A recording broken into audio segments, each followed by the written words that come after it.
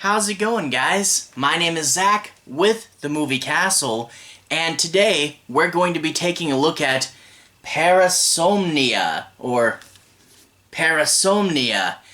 This is a new comic from Dark Horse Comics. We're talking about Volume 1, and this collects the first 4 issues. This is written by Cullen Bunn, who you guys may remember for things like The Empty Man or Harrow County, with art by Andrea Mutti.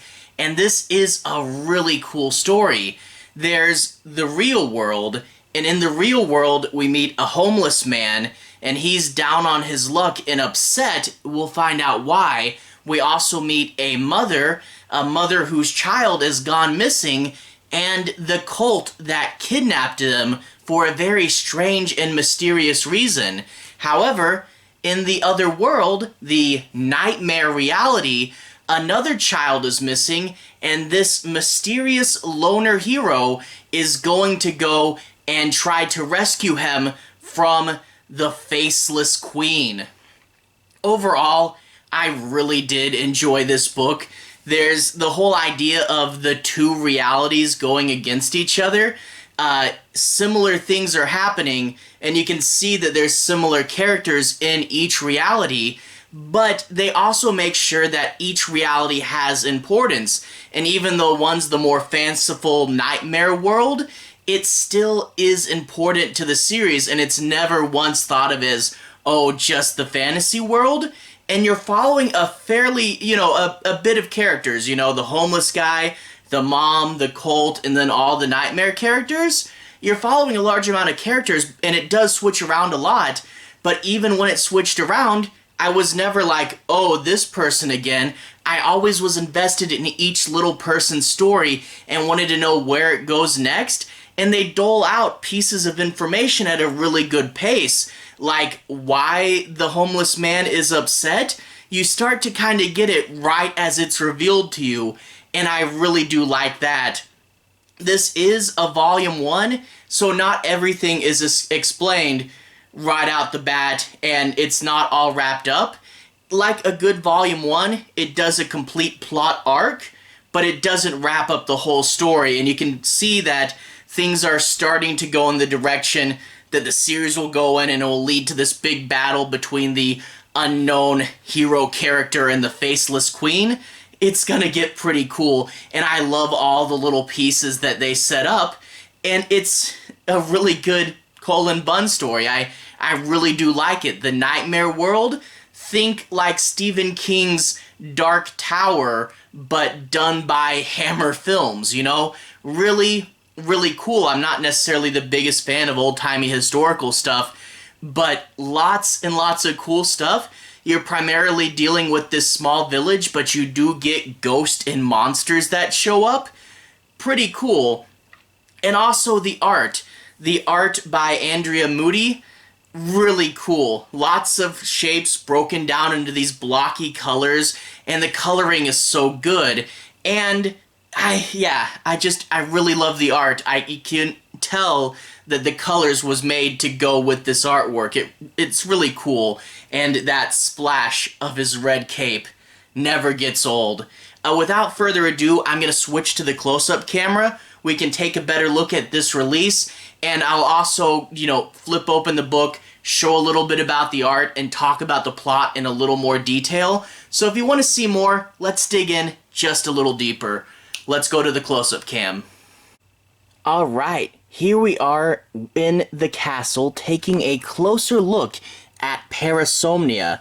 One thing I really do love right off the bat is this cover. You have the homeless man in the real world and the lone hero in the fantasy world, and you can see the title is a little more broken up and dreamlike in the nightmare world, and really, really cool here. And I do love how each of the stories, is interesting, and you want to know what happens next, and it's not either just get to the fantasy world or get out of it. There's the side with the Dark Horse chess piece, and here's the back. And one thing I do want to point out on the back, MSRP of $19.99, and then we look up here, collects Parasomnia 1 through 4. So admittedly, that is a little bit of a steep price. $20 for a trade, if it was 6 issues, that would be fine. 20 for 4 is a little steep. But that being said, this is a really good comic, and I made sure to buy it from my local comic shop, so I didn't mind. It's a little more than I'd prefer, but hey, it's good stuff, right? Open it up. You can see all the credits right here. And let's go ahead and dive into the book. I'll tell you a little bit about where each character starts out, but I'll try to avoid major spoilers. But let's take a look inside. We open up with our homeless man character, and we see, I mean, look, that's just a shot of under a bridge, but look how cool it looks with all those colors. We see some street kids who say the bridge is there and is their bridge, and they start to beat up this homeless man. So yeah, he is not having a great life. Now, we don't exactly know his backstory right away, but we do eventually see a scene that's going to be pretty telling about who he is and what he's trying to do. He's walking down this dark road late in the day, and he sees a missing poster for this kid, and he starts to cry. So who is the kid to the homeless person, and why is he so upset? It's a bit of a mystery. Now we jump into that fantasy world, and in the real world, there were missing posters for the kid. In the fantasy world, they're wanted posters. Wanted dead or alive, the nameless hero. And you see him there on his horse with that cool red sash. And some people decide to beat him up, kind of similar to the people that were just beating up the homeless man. They don't know who he is. They think he might be the man from the wanted posters. But even if he's not, probably got some loot on him. Of course you're fighting the hero, it's not going to go too well for you. I love the way in the scene the colors get muted except for the red of his cape and the red of the blood.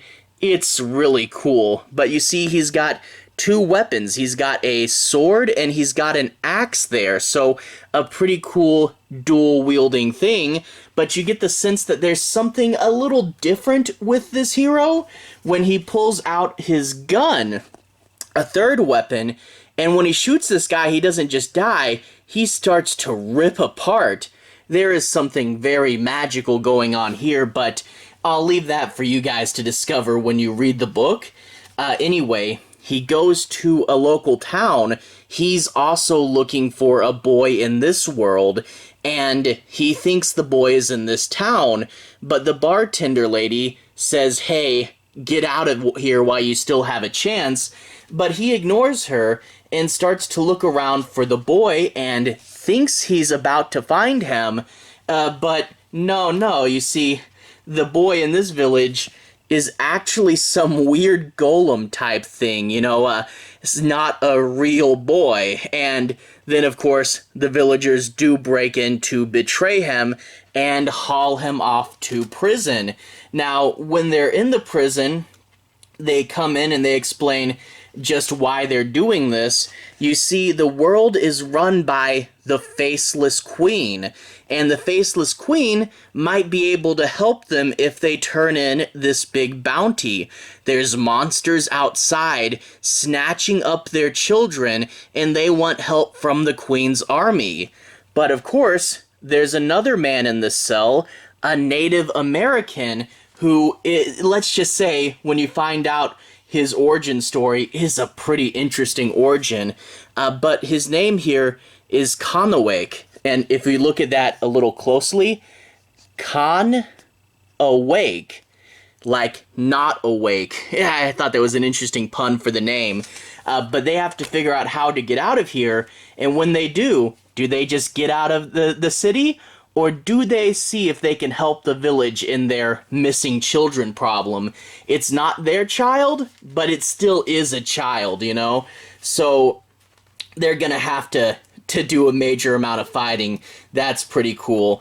But back in the real world, we get another one of our characters, and that's this woman who is the mother of the missing boy from that poster earlier. We meet her in this scene where she's picking up her flyers. She's picking up the flyers because even though the boy disappeared a long time ago and almost everyone else has given up, she still puts out a bunch of flyers all the time, hoping that someone will see him. And you can see there she's really, really sad. So you really root for the mother. She appears to be all by herself, and later on there's a scene where she's talking with the therapist, and you get a bit of an idea as to what's happening with her and her life lately. There's another one of those posters. But her husband, she's fallen out with him, so she's all alone in the world, hasn't spoken to him in a long time. The police are giving up, and she has to make it through life on her own without, giving up hope or falling into depression and hoping that someday someone will find her son. Really a dark and compelling story. But the last group of characters is that cult. It is the people that actually stole the son, and you get to see them right here. They got a bunch of RVs, kind of like The True Knot. Did you guys ever see Dr. Sleep? That was a pretty good movie, a Mike Flanagan sequel to The Shining. But they got a bunch of RVs, and we see this one lady who's going to go meet their leader, and we get the reveal that this cult does have the boy, and they're keeping him asleep. They're keeping the boy asleep because they have some sort of ritual involving the dreamscape. So yeah, even though the other world is some sort of nightmare fantasy, the cult is doing their best to make it where it's not just a nightmare and it's not something you can pass up and overlook. There is real danger, even if it's just a nightmare. That's pretty fun. But of course, stakes will get a little higher. There's a scene where there's tension among the cult members, and this mustached man said, "You know who's giving us a lot of problems? That boy's mom. She's still out there. She's still looking for him. We should go and kill her." So the mom is in for some trouble. So lots of interesting stuff here. And the way the plot goes out, you get little pieces, you get little information about each character, fun twist, and an interesting revelation at the end. Like I said, this volume wraps up the part of the story, this sort of section with this village and then a bunch of stuff in the real world. And it's cool to see it wrap up the section, but you know that it's leading towards bigger and greater sections, and I am just waiting for him to have the showdown with the Faceless Queen. I am itching for Volume 2 right now. Overall, I really love this book. I definitely recommend you guys read it. It's one of my favorite Cullen Bunn books that I've read. I've talked about a few of his works before, and this is one of my favorites. I also really like The Unsound. That one was good as well. Anyway, to everyone who's watched so far, thank you for watching. To everyone who's liked and subscribed, thank you. You really are helping the channel out. I'll leave a relevant playlist on the bottom. This should be my horror comics playlist. This is a horror fantasy after all. If you guys want to see me talk about more horror stories, you can click right there and see more. I've reviewed the Cullen Bunn books Cold Spot, The Unsound, and also Phantom of the Scan. So you should be able to find all three of those in this playlist here. Anyway, have a good day. I'll see you guys again very, very soon. Horror comics playlist on the bottom. Have a good day now.